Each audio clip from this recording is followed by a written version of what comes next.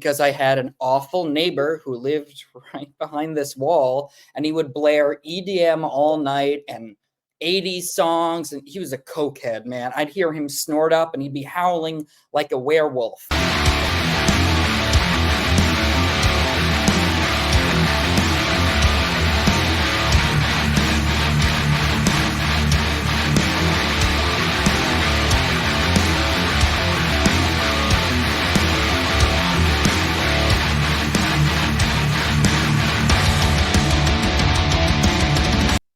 Hey everyone, welcome to SheaRants, where horror reigns supreme. Today I'm joined by the writer of Destroy All Neighbours, Charlie Pieper. Welcome. Hello, glad to be here. This is cool. Yeah. So I've got a few questions for you throughout this. Yeah. But first I have to just ask. So, what was your main inspiration for this movie? Is it based on yourself or Yes, is it based on friends? straight up, man. This is me to a ridiculous degree, even to the point unbeknownst to me, the production designer for the film painted the main character's apartment the same color green as my actual apartment, which is weird. Pretty much I started writing Destroy All Neighbours a literal decade ago. It was 10 years ago, because I had an awful neighbor who lived right behind this wall, and he would blare EDM all night and 80s songs, and he was a cokehead, man. I'd hear him snort up, and he'd be howling like a werewolf. And during this time, my day job, I was an assistant painter and animator at Gabe Bartolis's special effects shop. So during the day, I was complaining about this to my friend Gabe, who, beyond just being my boss and a friend, I grew up watching his monsters. He did Basket Case 2 and 3. He did Brain Damage. He was on the puppet team for Gremlins 2. Are you kidding me?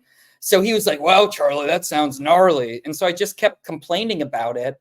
And one day I started complaining to another friend of mine, the music video director, Josh Forbes. Turns out he also had a psycho neighbor that he wanted to kill. But we decided it would be better to kill them on the page than in real life, less actual police intervention that way. So it literally it was two buddies just coming up with crazy ways to kill people who annoyed us. And it slowly but surely grew from there. But yeah, we were just two buddies riffing on neighbors who drove us insane. That sounds probably what my neighbor would want to do to me, because I'm a metalhead. I just play metal music yeah, all afternoon. That's tough. I mean, here I am, all these years ago, I was driven mad by this neighbor. And now the neighbor who lives there now, they're very nice and quiet. And I'm the one watching, crazy loud German horror films at night where everyone's screaming. I love Possession, right? That's one of my favorite films. And yeah, I call that's a neighbor killer film. You got Isabella Adjani screaming for 2.5 hours while she's making out with a tentacle monster. Yeah, we're all everyone's bad neighbors. It's unescapable. Yeah, I mean, well, speaking of music, my main question for you in this movie is, why did you choose prog for the genre of music? Yeah, so it's a funny story. In my original early drafts, he wasn't a musician. He was a struggling cartoonist. He was an illustrator. I come from a stop motion animation background, and I used to do cartoons and drawings. So I like the idea that he had an overactive imagination. He'd be drawing his comics, but the music next door would be so loud that he'd keep flinching and messing up the drawing. And when we and Josh presented it to Jonah Ray, God, that was 7 or 8 years ago. His thought was, well, I like this script a lot, but what if we make the main character a little bit more like me? I'm not just a comedian. I'm a musician. I play in a punk band. What if he's a struggling musician? And Josh and I looked at each other and were like, oh, that's a great idea, because if he's trying to make music, but the neighbor's music is too loud, we could really create a crazy cacophony. So we brought on this amazing writer, Mike Benner. He's most known. He was on the staff writers of Bob's Burgers. Incredible show. And this had always been a collaborative thing for me. I was not an arrogant little grump. I was like, no, this is my movie. This is my life. I was like, okay, we have an actor attached and he wants to make it more like him and get a professional comedy writer involved. I was like, hell yeah. So Mike came on, And all of us, but especially Mike, who's like, well, if he's got to be any type of musician, it should be prog rock because it's the most annoying and the most complicated. And it kind of just works as a metaphor for any creativity. Because when you're trying to do something, you want to put in every idea, everything, and you don't know if it's shit or not. And you have to believe in it. But at the same time, you're like, is this crazy? So it was natural for it to be prog. And it also led to this wonderful thing. So the soundtrack is done by Ryan Katner and Brett Morris of one of my favorite bands of all time, this crazy band called Man Man. Okay, I've been listening to Man Man since 2005, and then they ended up doing the music for my movie. And not only did Ryan Katner, who's the lead singer songwriter, do the music with Brett, he also plays Caleb Bang Jensen, the asshole musician in the film. So this whole thing's been a dream. It's got my favorite musicians in it. It's got some of my favorite actors. We can get into that. And even Gabe Bartalos, who I worked for, ended up making the monsters along with Bill Corso for this. So the film is about getting the band together. And it took 10 years, but that's kind of how we made the film. It was like everyone's energetic, creative people just came together. It's been a literal dream. Yeah, I mean, well, Caleb Bang Jensen was definitely a specific character in this movie. Yeah, he's nuts. He was just like very, very weird. But so you said before that like Vlad was inspired by your neighbor, but how did you guys come up with a design for Vlad? Yeah, so in the early drafts, the whole thing is we're always from the point of view of the main character who starts off a self-obsessed piece of shit, right? And ends up losing his mind and committing all these accidental or not so accidental murders. So Josh Forbes and I, the director, we like the idea. It's like, well, if he's so full of himself and he's kind of losing it, everything else would feel like a cartoon. Like, okay, a middle-aged, loud Romanian man moves in next door, but he sees him as this monster because he just won't accept his humanity. So we thought it would be fun if, since we're seeing it from his crazy eyes, what if the neighbor is in prosthetics? What if he is crazy looking? What if his fingers are like sausages? And that's kind of what we led with in my initial scripts. That was part of it. And then when Alex Winter came on board, they kind of pushed that further. And all the designs were done by Gabe Bartalos, who I mentioned earlier. And he also did Leprechaun in the 90s, which is hysterical. And a lot of the reviews are like, Alex Winter looks like a big leprechaun. And I'm like, yeah, it's the same designer. So Alex Winter wanted it to be over the top, yet kind of be real every now and then. So that was just baked into the process. Yeah, I mean, you can definitely see that with Vlad. He's just sort of like this very creepy, but also at the same time, just very like comedic character. But yeah, I think from his like weird view.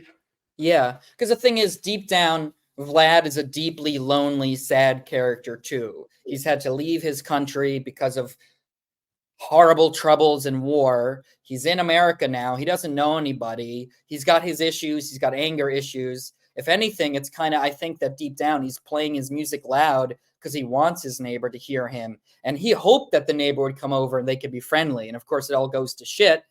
But yeah, I think, all of us have had so much fun making this. We're already percolating sequel ideas. And if we get to do a sequel, I have some crazy ideas with Vlad and with William and what happens next.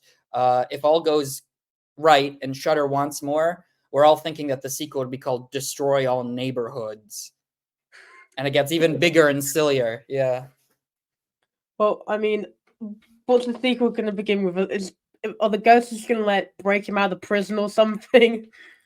I think maybe not the ghosts, but I think it would be funny if it starts in prison and it's kind of like a riff on the story of Ricky O, which is insane gonzo 80s, early 90s splatter prison film. I highly recommend everyone to check out the story of Ricky O. It was actually even streaming on the Criterion channel last month, which was hysterical. But yeah, let's say he's in prison, but he likes it there because it's quiet and he's peaceful. For the first time in his life, he's happy. But he's got obsessive fans now because he's an infamous killer and musician. So maybe the fans come and try to break him out and force him to go on tour, but he doesn't want to. Something like that. We'll see. This is super early. We haven't even talked to anybody legit, but everyone had such a blast making this. I think if we got the funding to do another, yeah, I think it's a possibility. And that's crazy to me after, 10 years of not being sure if we'd even get to do the first one. So it's kind of thrilling.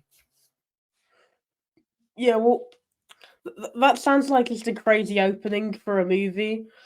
But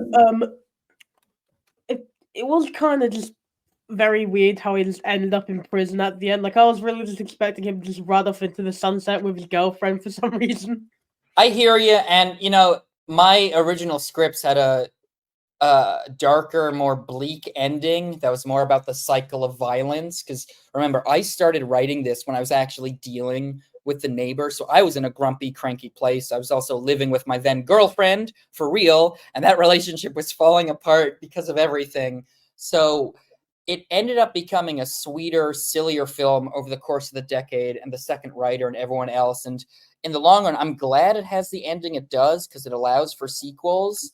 But a lot of people have had mixed thoughts on the ending, yourself included, and I get that. And it's very tough. We didn't have a lot of time to. We had literally only 20 days to shoot this film, which is nuts for the amount of practical effects and puppetry and all. And to their credit, Shudder supported us fully, and they funded us decently, a little bit more than normal, but still, yeah, the film is kind of tight because we needed it to be, because there literally wasn't time to shoot more. So if we get to do a sequel, maybe it can breathe a little bit. But I would love to return to all the side characters and get like flashbacks into their lives and get to see how did Philip get his pigs, and why is Eleanor so like goofy, and see more with even from the point of view of the girlfriend, because she's a wonderful actress, but she kind of is like, they're like, don't do that. No, and it's normal, but it's also like, I don't know.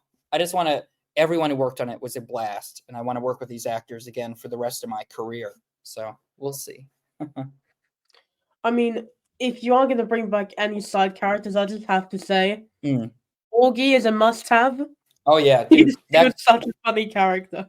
Christian Calloway is one of the nicest, sweetest, goofiest guys I've ever met. I've been a fan of his work even before he was cast in this. He's one of the woodsman spirits in Twin Peaks season 3, which blows my mind because I love David Lynch's work. He played the demon in The House with a Clock in Its Walls.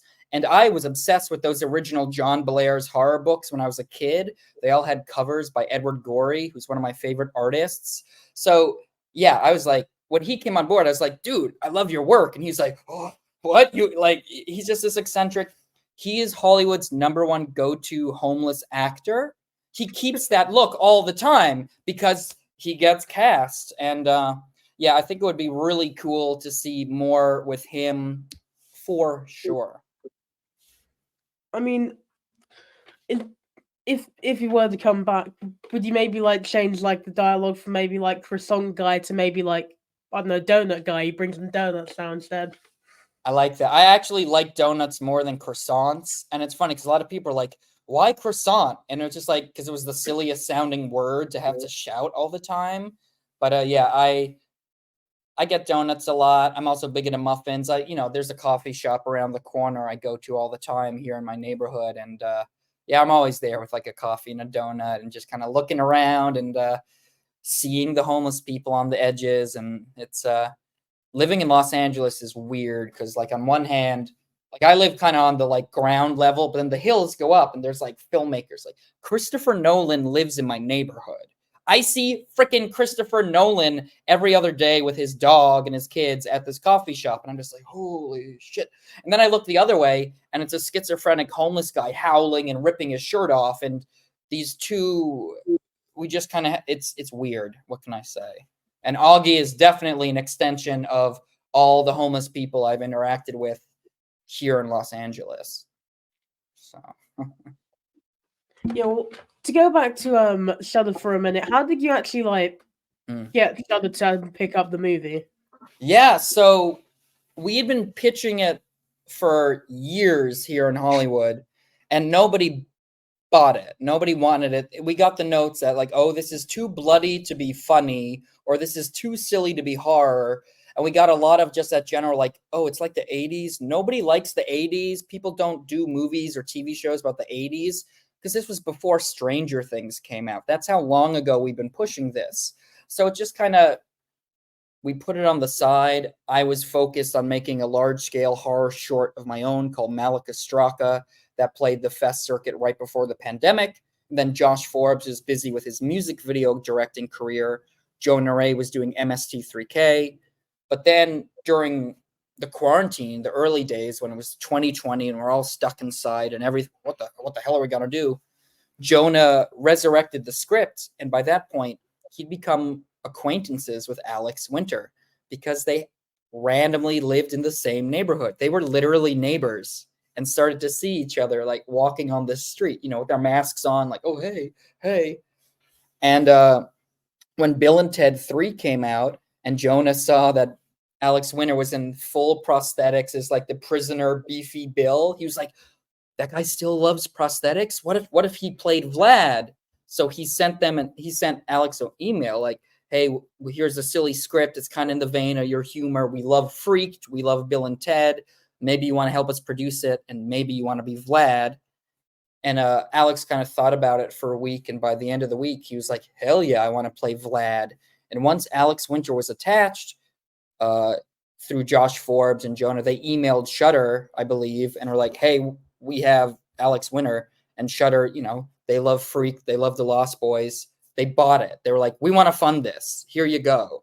So it's 100% a Shudder original, and they let us make the film without any interference. It was incredible. Shudder rocks. If Shudder didn't exist, I don't know where independent horror filmmaking would be right now. The industry is in such a chaotic state of flux, but mad props to Shudder. I have nothing but love for them. Yeah. Well, so if you didn't get it made by Shudder, would you say that you would just end up not making the movie then? I mean, we would have kept pushing it uphill and trying to get it somewhere else, but who knows? If it wasn't for Shudder buying it when it did, it probably could have taken a couple more years. Because the thing is, even with Alex Winter attached, a normal film studio would be like, yeah, he's in Bill and Ted, but what is this? It took people on the same weirdo horror wavelength to get it. And Shudder, they're a small team, and they like really weird stuff and really dark stuff. They curate well, Destroy All Neighbours is really silly, but then they have heavy, serious stuff. They do a little bit of everything. So. Yeah, well, you said while you were talking about how you got it pitched that some studios said that it was too gory. Mm-hmm. But I don't really understand that because you do have films like Thor, which literally came out last year, Thor X, which was like that literally had someone cutting off their leg and getting the bone marrow out of it. So I'm not too sure about It's just tough. It's also, this was years ago when we were pitching it, and if one person who sent the script or the one pager or whatever outline you have, if they don't dig it, that's all it takes to be a no. And also it's, this isn't the sort of film that makes giant money in a big way. So if you go to a bigger studio, they're like, no, we don't want to, we don't want to deal with this. But for Shudder, who's like, oh yeah, people will dig it. Really the trick of Hollywood, it's a war of attrition. I've been out here since 2009.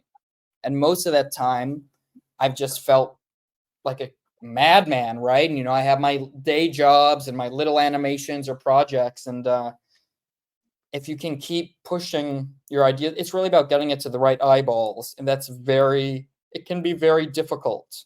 There's no such thing as an overnight success unless you're super, super lucky. And that's, it's rare. So yeah, it took 10 years to push this. And then once we got it to Alex Winter, who comes from this sort of filmmaking, he signed on, and like a week or two later, Shudder bought it. But after 10 years. So there you go. Yeah, I mean, that is the thing with like filmmaking. Loads of people just don't want to buy things which I think will not make money. Like, yeah, if it doesn't have like a Marvel character in it, then it's just like not which is funny because we ended up getting Kingo from the Eternals in this, but only because Kumail is best friends with Jonah. They've been friends forever. they used to be co-hosts on a comedy show called The Meltdown here in LA, which is funny because they ended up being the guard at the smelting plant in our movie. But to your point, yeah, it's kind of like you're either a Marvel movie or you're nothing, and that middle ground is tricky. Well, Kumail in this movie, I have got to say, he was one of my favorite parts of the movie. Like just a little side character that just appears there, and he was just so funny. He's great. I'm very happy we got him in there, and yeah, they're buddies, so their comedy chemistry. The scene was scripted, but then we let him riff, and I think they shot that for like half a day, just going crazy. And if we ever get to do like special features or like bloopers, there's a lot from that might hopefully see the light of day. Well, just going back to your idea for a sequel, you said that you're like very early in working for it. Would you say that you'd just probably bring back like everyone from the first movie? If I had my way, yes, I would want everyone, even just tiny, like Chase Kim, who plays the firefighter who finds Eleanor's scorched body. He's got like 2 lines of dialogue, and I think he's hysterical. So I like the idea that every little person who you wouldn't think would come back, they'd show up again and maybe get a bigger role. Maybe he gets accidentally killed and becomes the next Ghost, it was just such a fun. Everyone on that film was goofy and a great character actor. So, yeah. Well, just to end it off with one last question. How did you actually come up with the idea of all of the ghosts and Bill just making an album at the end of the movie? It was sort of a natural progression from my drafts to Mike Benner's draft, and then another comedian writer, Jared Logan, did a third polish all years later. In the early drafts, it was more just they pestered him, and it was chaotic, and he was trying to finish his project, and they kind of helped him but kind of didn't. It was grosser. And once it became music, it was like, well, he's trying to finish his album. What if these ghosts don't just pester him? They become his band because he has no band. So it was just like one comedy writer riffing on another, and it just kind of naturally evolved into that. And that's kind of the craziest, funniest part of it. Like, you get to see like intestines playing the drums. Like, my God, it's been a blast. And that was all practical puppeteering. There's some digital, like we digitally erased puppeteers and wires. And of course, Ultra Vlad was shot on blue screen, green screen. And then, the fire, embers, and the lightning is digital. But I would say about 98% of it is all practical, including the blood. And yeah, it's hysterical, man. I don't know. It's been a dream. All right. Well, thank you for coming on the channel, and thank you for making this amazing movie. Yeah, man. I'm glad you liked it. All right. Well, I'm going to end it there. Thank you all for watching this video. Until next time, subscribe, and I'm going to end off here. All right. Goodbye.